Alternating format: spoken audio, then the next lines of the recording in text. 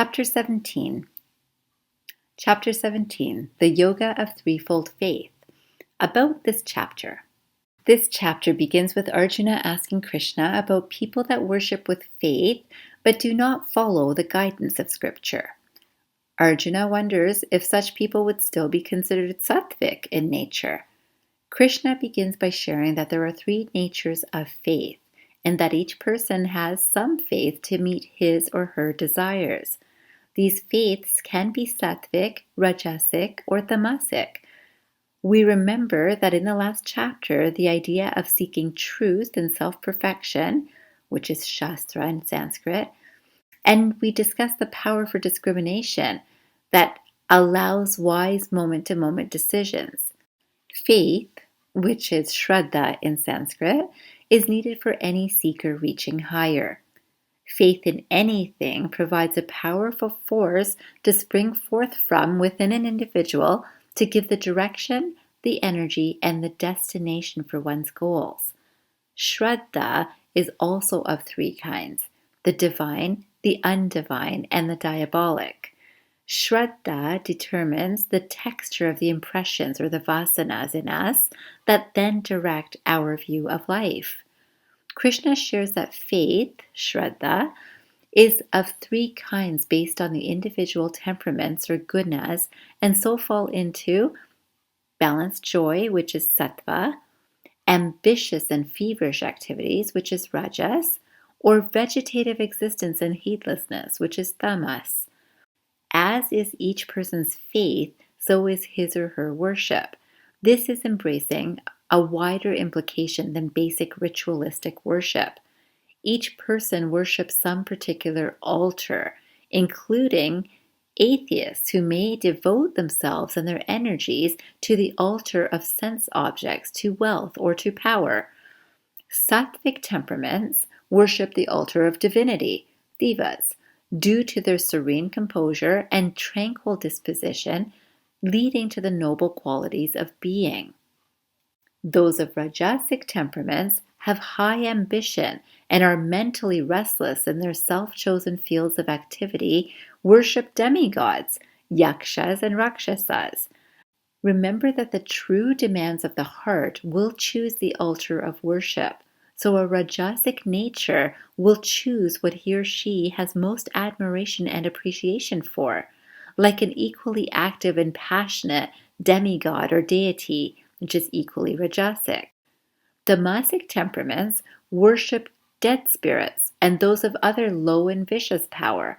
They may gain help from friends in high places in the worldly realm, from protection gained from the rich and powerful, and from powerful people of criminal intentions too.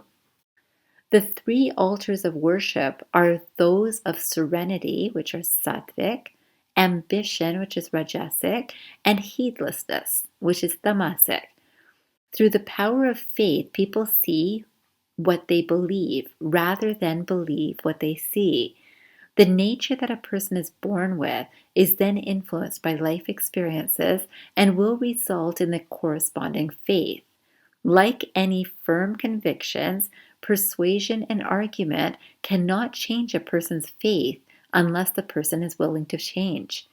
It may be modified through experience, prayer, devotion, knowledge, and the association with people of similar faith. Next are the details of the types of food, sacrifice, penance, and giving that help to understand different natures, to guide actions, and to understand the effects of those taken. First, foods are described. Those that are tasty, wholesome, and satisfying, that give long life, vitality, strength, health, happiness, and satisfaction, are those that are linked to sattvic experience. Foods that are excessively bitter, salty, sour, hot, burning, pungent, acidic, or dry, which cause discomfort, misery, and disease, are linked with rajasic experience. And foods not cooked, tasteless, decomposed or rotten, or consisting of long-standing leftovers and impure things, are linked with those that are in the darkness of tamasic. Next, sacrifice is described. Sacrifice that is made according to scripture as a matter of duty, with no desire for receiving rewards, happens from sattvic goodness. Sacrifice made out of pride or for the sake of a reward in form of name, fame, or honor is out of a rajasic passion. Sacrifice that has no regard for scripture, prayer, or religion, and is faithless where no food is distributed, is from tamasic darkness. It is noted in this section that the intention of the worshiper matters more than the outward sacrifice or religious ritual performed. Most people sacrifice some time in prayer or wish for personal worldly reward or sense of security. It is natural to ask for basic blessings for living, and religion brings many blessings, but the deeper goal or intention of spirituality, and religion too, is that of union with the divine higher consciousness. This intention comes from those that sacrifice without attachment to or expectation from outcome and is stemming from duty or love. The type of tapas, ascetic practice voluntarily carried out to achieve spiritual power or purification, or austerity of the body is broadly classified, are then described. These include worship of the devas for attunement with a higher ideal, whereby the meditator develops within the qualities of the meditated, is called worship here. The devotee must have the attitude of reverence and devotion towards the ideals represented in the deva. Purity and straightforwardness includes external and environmental to maintain composure, tranquility, and mental vitality. Non-injury, diligently avoiding all acts of injuring others from our emotional and intellectual realms is most important here. Tapas in speech, which is truthful, pleasant, and beneficial, creating no shock from tone or manner. Here it is also noted that when a truth is disagreeable to others, the speaker is best to maintain a discreet silence. This can include investing time in chanting, meditating on, and reflecting upon mantras and scripture.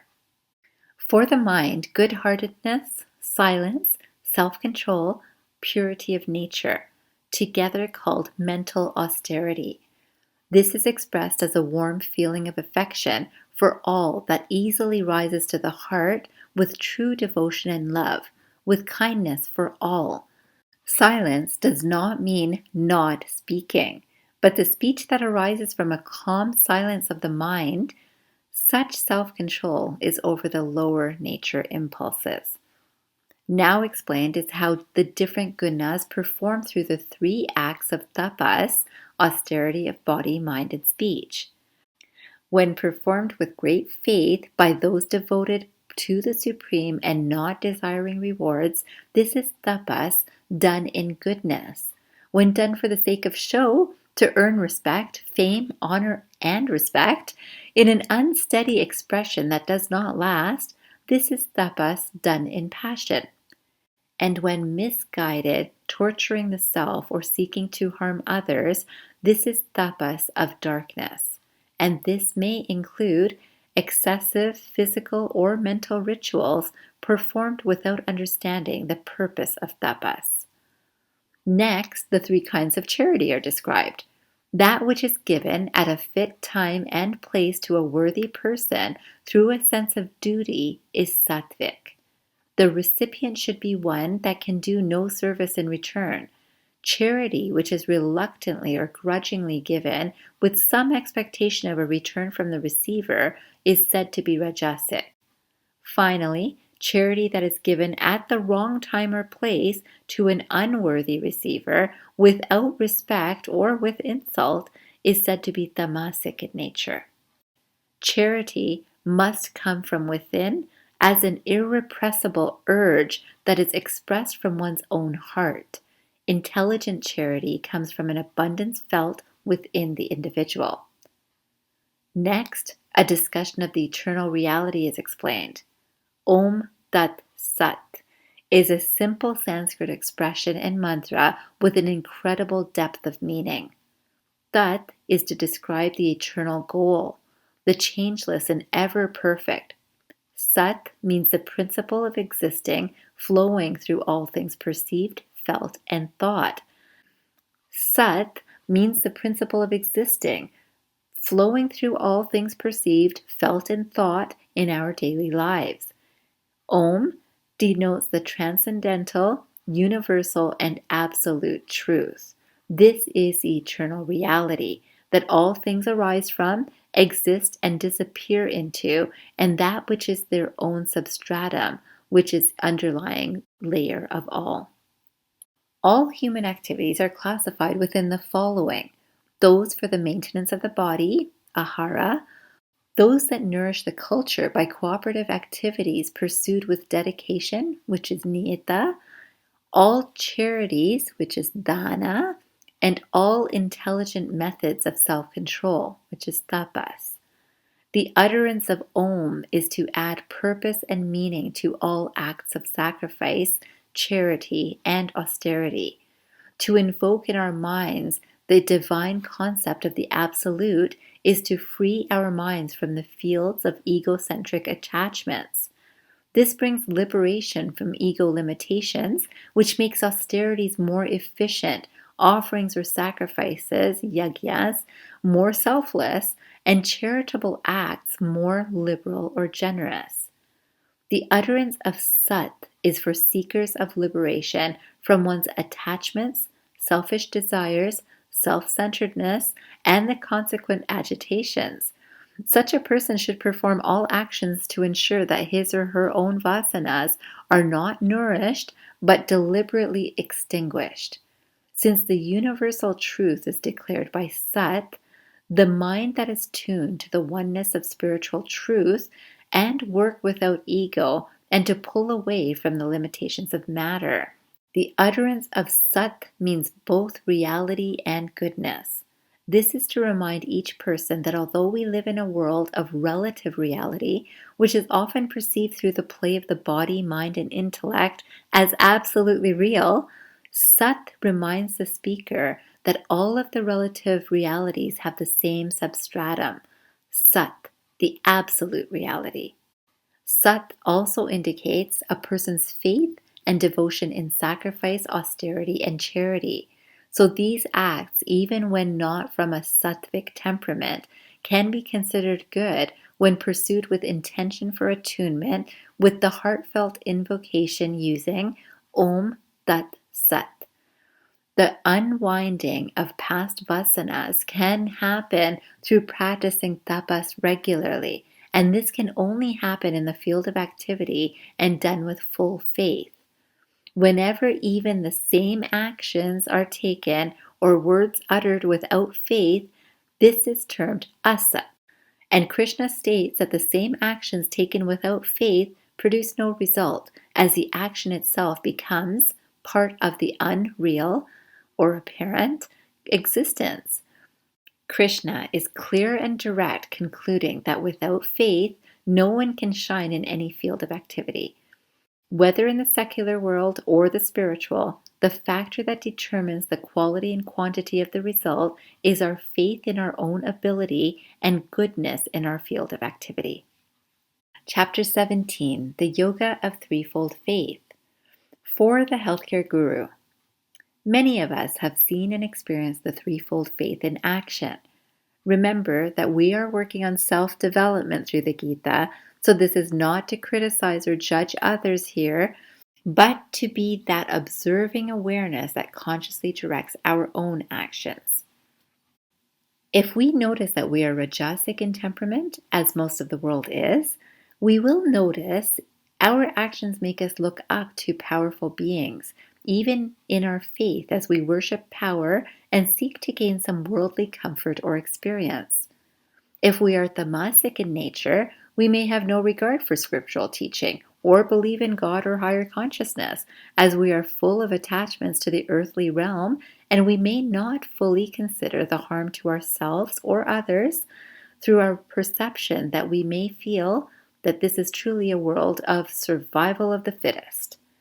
If we are sattvic in temperament or nature, we will worship a higher consciousness or God, that we truly know is the root or seed of our own higher self. In healthcare, we often discuss nutrition with clients or patients. Now is the time to look at the foods and thoughts we feed ourselves daily. We can see whether the foods we are drawn to regularly build our sattvic guna or feeds one of the others more often. We can remember here that for spiritual well-being, foods cooked with love and devotion is most beneficial as consciousness goes into the cooking. Any food that is regarded as an offering to the higher consciousness, though clearly coming from the same, is especially sacred. What kinds of sacrifices do we make in healthcare?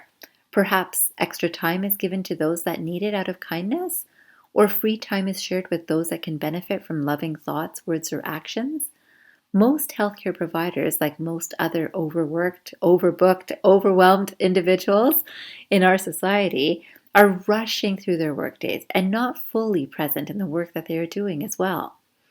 A mindful attention to this intention makes all the difference in the sacrifice we make through the service we offer.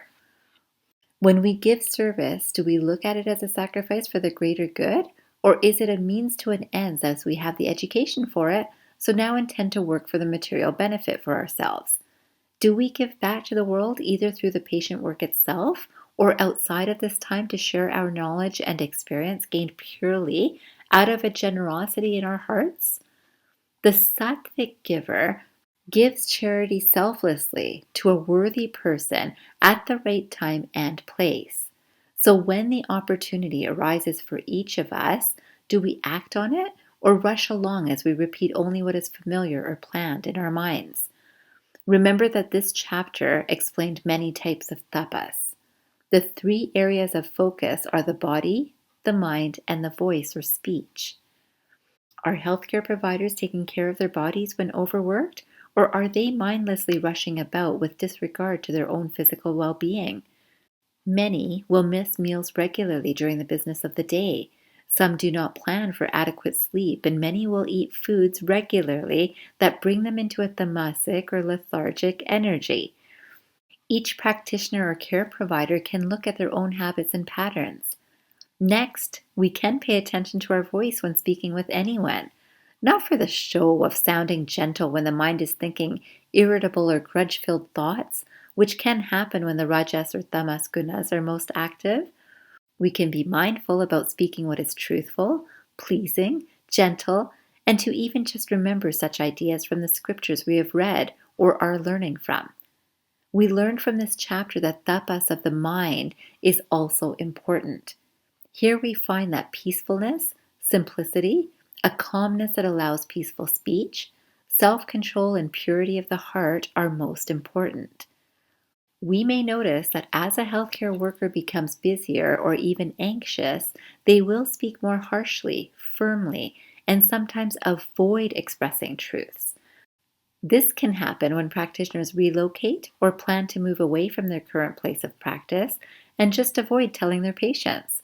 We may all know of emergencies that have happened due to sudden illness or life-changing experiences, but keeping clients informed of changes as soon as possible is not only the legal requirement, in Canada at least, but also an honest and ethical action.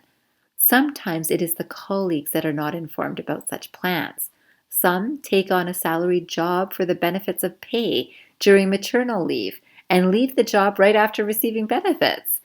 This is not a truly honest use of speech or action in the practice of noble work. Many people will do good work to gain respect from others, for the sake of others to look up to them, or for feeling superior to others. And we must remember that this type of experience does not last and stems from a rajasic temperament. Similarly, when a practitioner gets into the idea of outdoing competition, this hurts the self and others too, as it feeds the ego, which will strive for more and is never satisfied, and it consciously affects other business with the intention to bring them down. To create a new experience for clients that many will benefit from, regardless of what others are doing, comes from a sattvic space. The healthcare providers that ride the coattails of those that are viewed as successful or powerful without the intention to give full efforts to the work are acting from a tamasic space, which is misguided and not willing to sacrifice honestly for a higher cause. When we look at charity in this chapter, we can understand that many healthcare providers do give to charity regularly. Is it truly for the cause or for the tax receipt and possible other benefits that feed one's ego? This is something that only an individual will know. Similar are the practitioners that travel to places that need healthcare in terms of crisis. Remember that the same work can be done by many, but the true intention behind the action is what brings alignment with our higher consciousness. And good work is good work. The results one desires will be the ones achieved through conscious mindfulness about one's own faith. And remember that this also applies to anyone practicing in faith based on strong belief in something that is not necessarily spiritual. As mentioned earlier, this may relate to wealth or power or another strong pull. The Gita, of course, encourages us to work towards a sattvic nature that is fueled by the spirit of kindness, compassion, love, and nobility. This chapter allows each healthcare practitioner to truly look within their own hearts for what pulls at their own heartstrings and reflect on what is their own quality of service offered to clients when seen from humility and acceptance. Life will allow the experience to follow that matches our own natures, and we can look at our experiences through the eyes of wisdom that have gathered these details to learn from and to apply to our own lives. Healthcare can truly be much better for the world with such mindful practice from the providers.